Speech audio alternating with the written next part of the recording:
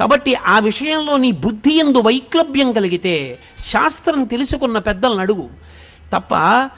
దోషం తల్లి నిన్నేదో చేసేస్తుంది, తండ్రి నిన్నేదో చేసేస్తాడు, నువ్వు 5 రూపాయలు సంపాదించగానే తల్లిదండ్రుల పట్ల పెడభావన కలుగుతుంది అనుకుంటే అది ఆ వ్యక్తి యందు దోషం ఏర్పడిందని గుర్తు. ఆ దోషము పరిష్కరింపబడాలి. ఆ బుద్ధి అసలు మంచిదే కాదు. తల్లిదండ్రులను మించినటువంటి వ్యక్తులు లేరు.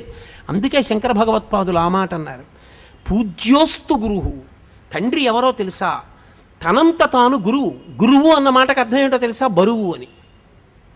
తండ్రికి 80 ఏళ్ళు వచ్చాయి, కొడుకు సీనియర్ అయ్యేసి అప్పటికి. ఇప్పుడు తండ్రి గొప్ప, కొడుకు గొప్ప? తండ్రి శరీరముతో ఉన్నంత కాలము తండ్రి ముందు కొడుకు చిన్నవాడే. గురువు బరువు, ఎదురుకుండా ఉన్నది లఘువు, చిన్నది. అప్పుడు కూడా శుభలేఖ తండ్రి గారి పేరు మీదే ఇవ్వాలి, నీకు జ్ఞానం ఉంటే. ఐఏఎస్ కదా అని ఆయన పేరు మీద ఇవ్వకూడదు, కొడుకు పేరు మీద. తండ్రిని అంత